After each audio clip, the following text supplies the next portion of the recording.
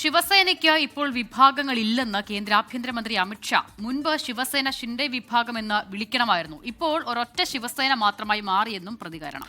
ഇന്ന് ശിവസേന അധ്യക്ഷൻ മഹാരാഷ്ട്ര ഉപമുഖ്യമന്ത്രി ഏക്നാഥ് ഷിൻഡെ എന്നും അമിത്ഷാ പറയുന്നു. അർജുൻ പിതാംബരൻ ഡൽഹിയിൽ നിന്ന് ചേരുകയാണ് വിവരങ്ങളുമായി. അർജുൻ, മഹാരാഷ്ട്രയിലെ സംഭവവികാസങ്ങളൊക്കെ അതിൻ്റെ ഒരു അവസാനം എന്നോണമാണോ ഇപ്പോൾ ഈ രീതിയിൽ ആഭ്യന്തരമന്ത്രിയുടെ ഈ രാഷ്ട്രീയ പരാമർശം വന്നിരിക്കുന്നത്? ഇനിയിപ്പോൾ ഒരൊറ്റ വിഭാഗം മാത്രമേ ഉള്ളൂ ശിവസേനയ്ക്ക് എന്ന രീതിയിലൊക്കെ പറയുമ്പോൾ അതിൻ്റെ പിളർപ്പ് ആ രീതിയിൽ തന്നെ ഉറപ്പിക്കുകയാണോ BJP?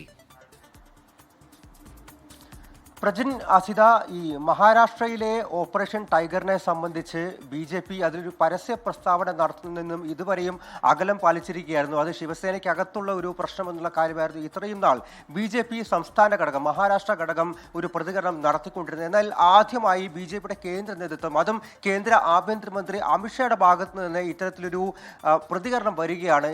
ഈ വലിയ തോതിലുള്ള പ്രശ്നങ്ങൾ ശിവസേനയ്ക്കകത്തുണ്ട്. മാത്രമല്ല MP-മാരെല്ലാം തന്നെ കൂട്ടത്തോടെ ഷിൻഡെ ഭാഗത്തേക്ക് എത്തുന്നു എന്നുള്ള കാര്യം അമിത്ഷാ തന്നെ പരസ്യമായി പ്രഖ്യാപിക്കുന്ന തരത്തിലാണ് അദ്ദേഹത്തിന്റെ ഭാഗത്തു നിന്നും ഇന്നൊരു പ്രസ്താവന ഉണ്ടായിരിക്കുന്നത്. അതും മഹാരാഷ്ട്രയിൽ വെച്ച് തന്നെയാണ്. മഹാരാഷ്ട്രയിലെ കോലാപൂരിൽ ഒരു പൊതു റാലിയിൽ പങ്കെടുത്ത് അദ്ദേഹം സംസാരിക്കുന്ന സമയത്താണ് വേദിയിൽ ദേവേന്ദ്ര ഫട്നാവിസ്, മഹാരാഷ്ട്ര മുഖ്യമന്ത്രി, അതുപോലെ തന്നെ ഉപമുഖ്യമന്ത്രിയായിട്ടുള്ള ശിവസേന നേതാവ് ഏക്നാഥ് ഷിൻഡെ എല്ലാവരും ഉണ്ട്. അവിടെ വെച്ചാണ് അദ്ദേഹം ഇങ്ങനെ പരസ്യമായി ആദ്യമായി BJP തന്നെ ഓപ്പറേഷൻ ടൈഗറിനെ സംബന്ധിച്ച് ഒരു പ്രസ്താവന നടത്തുന്നത്. ഈ ശിവസേനയ്ക്ക് നേരത്തെ അത് ഉദ്ധവ് പക്ഷമെന്നും അതുപോലെ തന്നെ ഷിൻഡെ പക്ഷമെന്നും ഉണ്ടായിരുന്നു. പക്ഷേ ഇപ്പോൾ അതിന് വിഭാഗങ്ങളില്ല. ശിവസേന എന്നത് ഒരൊറ്റ പാർട്ടിയായി വീണ്ടും മാറുകയാണ്.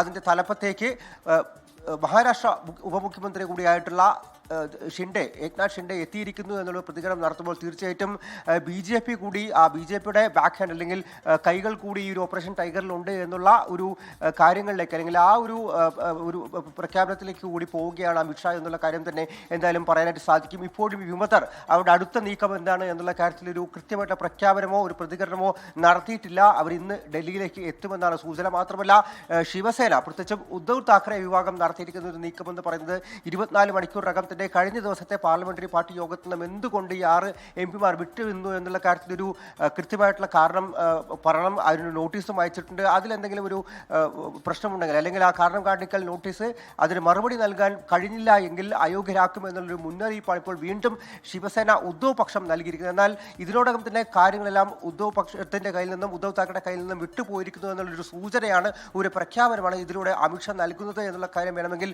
വായിച്ചെടുക്കാം. അടുത്ത നാളുകൾക്കകം തന്നെ ഈ 6 MP-മാർ കൂടി BJPയുടെ ഭാഗത്തേക്ക്, പ്രധാനമായിട്ടും ശിവസേന ഷിൻഡെ പക്ഷത്തേക്ക് എത്തുമെന്നൊരു ഔദ്യോഗിക പ്രഖ്യാപനം ഉണ്ടാകുമോ എന്നുള്ള കാര്യം തന്നെയാണ് ഇപ്പോൾ ഉറ്റുനോക്കപ്പെടുന്നത്. അർജുൻ പീതാംബരനാണ് ഡൽഹിയിൽ നിന്നും വിശദാംശങ്ങൾ നൽകിയത്.